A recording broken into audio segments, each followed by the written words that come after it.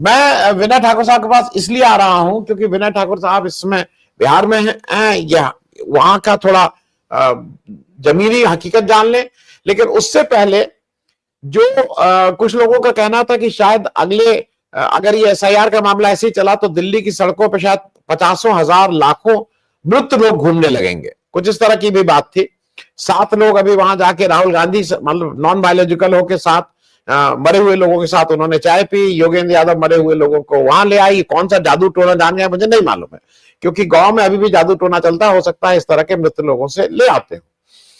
लेकिन आज राहुल गांधी ने अपनी रैली में एक व्यक्ति जिसका नाम काट दिया गया है उसको खड़ा किया, और वो एक छोटी सी क्लिप है, वो इसलिए दिखा दे रहा हूं कि उससे समझ में भी लोगों को आता रहे कि ये किस लेवल की बदमाशी हो रही है। मैं वो आग्रह करूंगा वो क्लिप जिसमें उस व्यक्ति क्या हुआ। मेरा नाम वोटर लिस्ट में काट दिया गया है और मैं अगला लोकसभा में भी वोट दिया हूं और पोलिंग एजेंट रहा हूं। हाँ? बोलो बोलो बोलो। तो मैं लोकसभा में पोलिंग एजेंट भी था और मेरा नाम सुबोध कुमार, पिता से स्वर्गीय श्यामली सिंह हुआ। मैं महरत ग्राम का निवासी हूँ, खेती करता हूँ। ऐसे बिहार में लाखों लोग हैं जिन्होंने वोट दिया, वोटर लिस्ट में नाम था और उनका नाम वोटर लिस्ट से काट दिया गया। भाई और बहनों, इलेक्शन कमीशन और बीजेपी के बीच में पार्टनरशिप चल रही है। ये मिलकर वोट चोरी कर रहे हैं। इस बात से आप सहमत हैं? बिहार इस बात से सहमत है?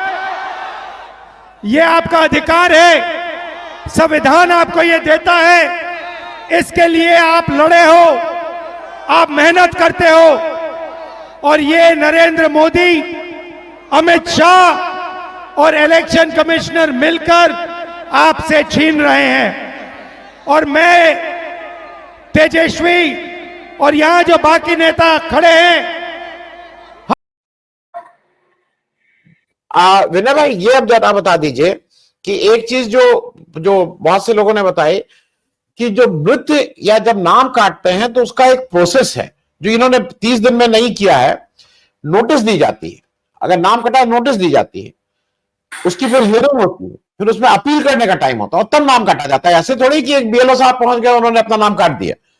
तो मैं इस पे भी आपकी एक टिप्पणी चाहूंगा। और अब तो मतदाता सूची अपलोड हो गई है और हम सबकी आशंका यह है और ये बात और पुख्ता हो जाएगी कि जो 90-10 की बात हो रही है वो इसमें भी आएगी। जो सवर्ण लोग हैं, जो ज्यादा धन वाले लोग हैं, जो आर्थिक रूप से मजबूत लोग हैं, उनके नाम कम कटे होंगे, और जो वंचित, दलित, माइनॉरिटीज, महिलाएं, इन सब लोगों के नाम ज्यादा कटे होंगे। इसकी भी एक संभावना है। लेकिन ओवरऑल विनय भाई, जो आज अब ये यात्रा चल रही है उसमें इलेक्शन कमीशन ने उस यात्रा को कितना सफल बनाने में उसका कितना योगदान है, इस पे भी एक टिप्पणी चाहूंगा। विनय भाई। धन्यवाद आनंद जी। बहुत सारी बातें अजीत जी ने साफ कर दी। देखिए, कोई फिल्म आनी होती है तो डायरेक्टर कोशिश करता है कि उसके साथ कोई कंट्रोवर्सी जुड़ जाए। तो ये जो है बैठे बिठाए जो है एक कंट्रोवर्सी जुड़ गई। दूसरी बात, देखिए, सब लोग जो विज्ञान के छात्र रहे थोड़ा बहुत तो उनको अंदाजा होता है। एक हम कहते हैं रेजोनेंस फेनोमेना, कि जब ड्राइविंग फ्रीक्वेंसी और नेचुरल फ्रीक्वेंसी एक हो जाती है ना तो उसका एम्पलीट्यूड बढ़ जाता है, मतलब उसका असर बहुत बढ़ जाता है। तो इसी तरह जब राजनीतिक नेता जो है जनता की नब्ज पहचान पाते हैं और वैसी बात करते हैं जो जनता को फेल्ट नीड लगता है, तो फिर उसकी जो है प्रतिध्वनियां जो है जनता के बीच में आती है। देखिए, ये जो भीड़ जो दिख रही है, आप देख रहे होंगे राहुल गांधी के इसमें जो है, उसमें जो बॉडी लैंग्वेज है, उस बॉडी लैंग्वेज से आप इस बात का अंदाजा लगा सकते हैं कि ये जो है कोई इवेंट मैनेजमेंट की टीम नहीं है और ये पीआर के जरिए की गई नहीं है।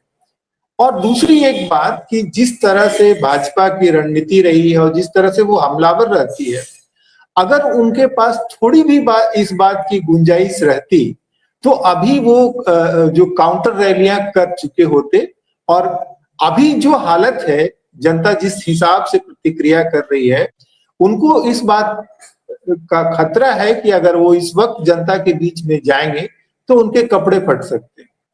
जैसे ऑपरेशन सिंदूर का फायदा उठाने के लिए जो एक चली कि घर घर जाएंगे कार्यकर्ता और जो सांकेतिक रूप से सिंदूर देंगे घर में, वो थोड़ी दिनों में, 1-2 दिन के बाद जो है उनको समझ में आ गया कि लोगों के अंदर कितना गुस्सा है, वो पूरा वापस ले लिया गया।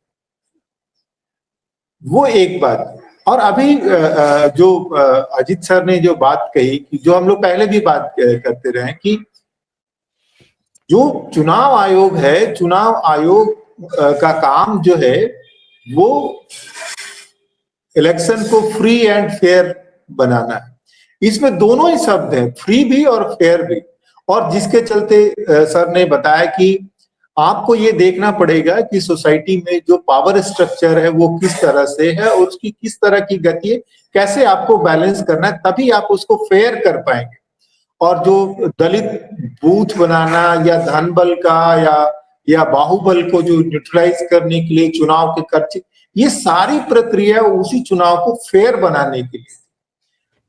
अब जो मतदाता है हिंदुस्तान का, उसकी जो स्थिति है, परिवार में जैसे आपको जो चीजें मिलेगी उसके लिए आपको कोई चीज, उसकी इंटाइटलमेंट के लिए आपको कोई क्वालिफाइंग चीज नहीं है कि आप ये करेंगे तो आपको ये मिलेगा।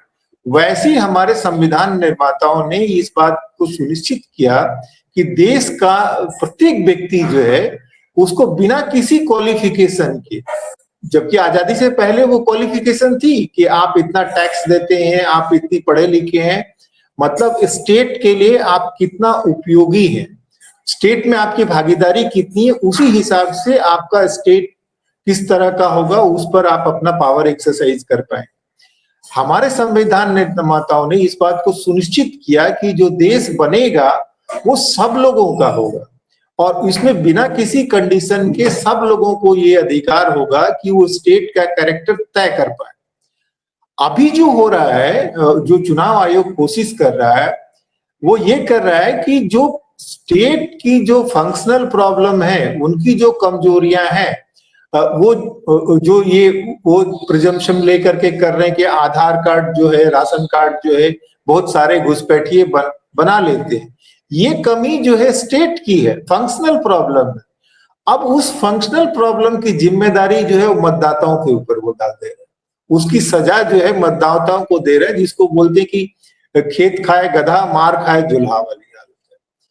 तो और दूसरी बात जो है वो अजीत सर ने कई चीजों पे इंगित करके कहा कि जो हमारे चुनाव आयोग में जो बैठे हैं उनको शायद संविधान की जो मूल भावना है उसका उनको इल्म नहीं है। हमारे यहाँ जो है वो ब्रिटिश मॉडल मूल रूप से तो है, पर उसमें एक क्वालिफिकेशन ये है कि यहाँ जो कानून बनेगा वो सिर्फ प्रोसीजर फॉलो करने के बाद कानून नहीं दुरुस्त होगा। यहाँ हमारे यहाँ ये भी सुनिश्चित किया गया कि उस कानून का जो वैचारिक आधार होगा वो ठोस होगा, जिसके लिए जो अमेरिकन शब्दावली में ड्यू प्रोसेस ऑफ लॉ जिसको बोलते हैं, हमारे यहाँ प्रोसीजर एस्टेब्लिश्ड बाय लॉ नहीं है, बीच बीच का रास्ता है। तो वो जो ये बात करते हैं, जो जिसके चलते आई कि जो फंडामेंटल राइट को सुनिश्चित करने के लिए जो आर्टिकल 32 जो है वो मजबूत आधार है, वो आप जाकर के आर्टिकल 324 के पीछे जाके नहीं छिप सकते आप। और जो आपने जो एक बात कही कि 90-10 का मामला, देखिए जो वोट जो कटे हैं, जो हम लोग बोलते हैं कि सोशल साइंस में बोलते हैं कि फेल्ट नीड जो होता है हमेशा मजबूत होता है और वो लोगों के एक्शन को डिसाइड करता है। तो ये जो वोट कटने का जो ज्यादा माने ये से मजबूती से जिन लोगों को असर पड़ेगा, जिनके ऊपर अनुभव होगा, वो समाज का वही 90% हिस्सा है, जिसकी ये उपलब्धि है कि स्टेट में उसका स्टेक कितना है और स्टेट का कैरेक्टर कैसा होगा जो उनकी जिंदगी और उनके अधिकारों को सुनिश्चित कर। समाज का जो बड़ा तबका, जो ऊपरी 10% हिस्सा है, उसके अंदर कहीं ना कहीं ये भाव जरूर आ गया है कि स्टेट अब हमारा नहीं है, या उसकी उनको ज्यादा परवाह नहीं है कि अगर कोई भी आता है तो उनकी नीति उतनी प्रभावित नहीं होगी, नौकरियों से उनको बहुत ये नहीं है। उनको लगता है हमारे पास इतने संसाधन है कि अपनी सुविधाएं हम इंतजाम कर सकते हैं। वो एक डिसएंचेंटमेंट है। जब तक उनके ऊपर एग्जिस्टेंशियल थ्रेट नहीं, तब तक उनको मोबिलाइजेशन का वो दिखती नहीं है। जो जिनके पास में जमीन नहीं है, जिनके पास में शिक्षा नहीं है, तो उन लोगों को वोट से ये तय, क्योंकि आप कहाँ होते, जो फिजिक्स में बोलते हैं सर रेफरेंस पॉइंट, आप किस पॉइंट पे खड़े हैं वो तय करता है कि आपके लिए प्रायोरिटी क्या होगी, आप चीजों को किस तरह से देखेंगे। तो समाज का जो वंचित तबका है उसके लिए जो राशि जो बड़ी है वो बाकी लोगों के लिए छोटी लग सकती है। तो चुनाव आयोग जो कोशिश कर रहा है वो कोशिश ये कर रहा है कि प्रोसीजर्स के पीछे जाकर के चुप रहा है, और वो ये कोशिश कर रहा है कि जो छोटी आवाजें हैं जो मिलके बड़ी नहीं हो पाए, लोगों की परेशानियां वो नहीं देख रही है कि बिहार में बाढ़ आया हुआ है, लोग परेशान हैं।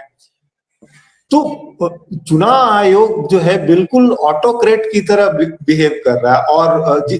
और जो अजीत सर ने कहा कि कोट वोट लगा करके बैठे थे हुए, और उनकी भाषा तो कितना डिसकनेक्टेड है वो उससे दिखता है। और एक वो जो अंधा कानून फिल्म की जो डायलॉग था ना कि रोते रोते हंसना सीखो, जितनी चाबी भरी राम ने उतना चले खिलौना, तो उनकी पूरी स्क्रिप्टेड जो बातें जो है वो दाएं बाएं कुछ नहीं बोल रहे हैं वो ना, जो उनको पता है कि अगर वो जवाब देंगे तो वो फंस जाएंगे।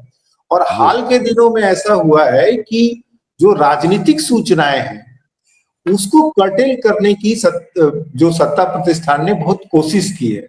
और डेमोक्रेसी में आप अपना डेमोक्रेटिक फंक्शन अच्छी तरह से कर पाएंगे, इसके लिए बहुत जरूरी होता है कि आप पॉलिटिकल इंफॉर्मेशन को कैसे प्रोसेस करते हैं, उसकी क्षमता आपके पास है या नहीं है।